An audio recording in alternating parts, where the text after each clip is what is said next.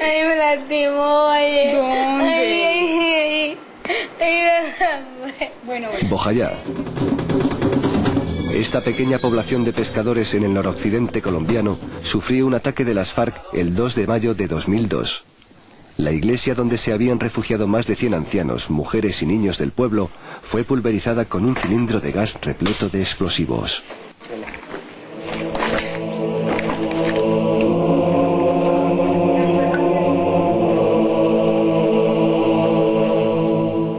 Verdad, justicia y reparación.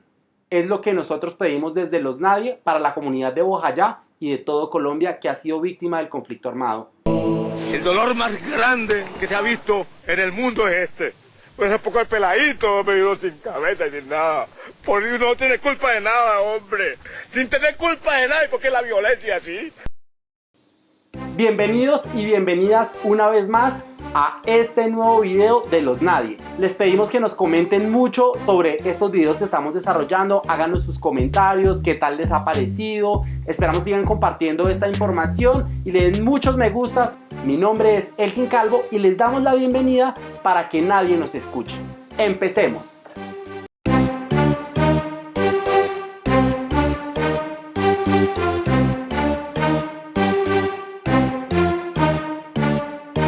No trabaja, Como menospreciado. aparenta lo que no es. Cree que tiene, pero no tiene nada.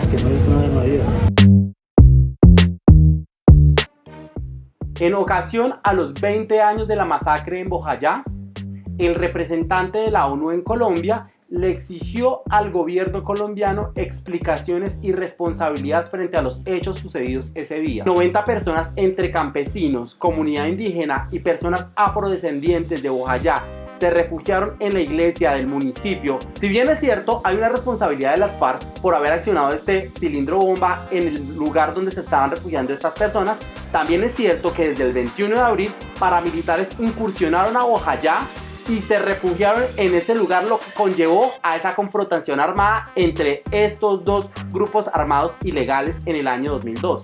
¿Por qué la fuerza pública, ni la Policía Nacional, ni el Ejército pudieron detener o por lo menos desviar esa incursión paramilitar y que extrañamente pudieran haber llegado al municipio? El funcionario de la ONU también le exigió respuestas al gobierno nacional diciéndole que el día 23 de abril el Alto Comisionado para las Naciones Unidas en Colombia e inclusive la Defensoría del Pueblo emitieron alertas tempranas anunciando la incursión de los paramilitares en el municipio y que era necesario protección de la población civil que habitaba en ese lugar. Amenaza de muerte en contra de Gustavo Petro, quien va punteando en las encuestas para las elecciones presidenciales en Colombia. En la historia de Colombia hemos tenido candidatos presidenciales asesinados desde los años 80 y 90. No se pueden pasar por alto estas amenazas, donde Gustavo Petro ha expuesto su vida históricamente desde sus denuncias a paramilitares en el Congreso de la República y ahora como candidato presidencial. Un amplio sector político ha rechazado estas amenazas contra el candidato presidencial. Según Alfonso Prada, jefe de debate de Gustavo Petro, estas amenazas vienen orientadas por un grupo denominado La Cordillera, lo que llevó a cancelar la gira del candidato presidencial al eje cafetero. Políticos uribistas y periodistas afines al gobierno y al uribismo han ridiculizado estas amenazas diciendo que son autoamenazas del candidato como una estrategia política. Entre esos, Felipe Zuleta y Jorge Hernán Peláez de RCN Radio. Cabe preguntarnos, Jorge Hernán Peláez, hijo de un reconocido periodista deportivo colombiano, ¿será que no recuerda la violencia política del país en los 80 y 90 que han asesinado a candidatos presidenciales como Bernardo Jaramillo, Rodrigo Pardo Leal, Luis Carlos Galán o Álvaro Gómez Hurtado en los 80? ¿Será que ellos se autoasesinaron? Oiga, el mejor fiscal general de la historia hace el ridículo y es regañado por la jueza penal 28 que lleva el caso de Álvaro Uribe Vélez. ¿Recuerdan que en el anterior video les comentamos que la fiscalía tenía que construir el escrito de acusación en el caso Álvaro Uribe Vélez? Pues bien, la fiscalía tuvo que cambiar al fiscal Gabriel Jaimes después del ridículo que hizo como acusador, en donde parecía más la defensa de Álvaro Uribe Vélez que el ente acusador. Con su acusación, además de quedar en ridículo como fiscal, también se notó la cercanía que tiene el mejor fiscal de la historia con el gobierno de turno, el señor Iván Duque, y por supuesto con Álvaro Uribe Vélez. El nuevo fiscal encargado, Javier Fernando Cárdenas, es ahora quien tiene que llevar este caso y presentar este escrito de acusación. Esperemos que esta vez sí haga su tarea en la fiscalía, con el mejor fiscal de la historia.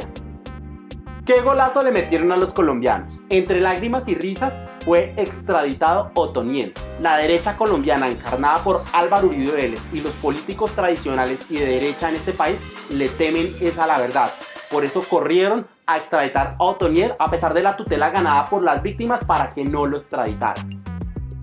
Muy triste para las víctimas del Putumayo y sobre todo para las víctimas del ministro de Defensa. Fracasó la moción de censura contra Molano. Esto comprueba que el Congreso saliente nunca estaba a favor o del lado de las víctimas o de la sociedad civil. Estos fueron los comentarios para esta semana. Les recordamos que nos pueden seguir a través de nuestras redes sociales en Facebook como Los Nadie y por supuesto seguirnos escribiendo nuestros comentarios. Muchas gracias por su participación y esperamos vernos la siguiente semana con un nuevo video.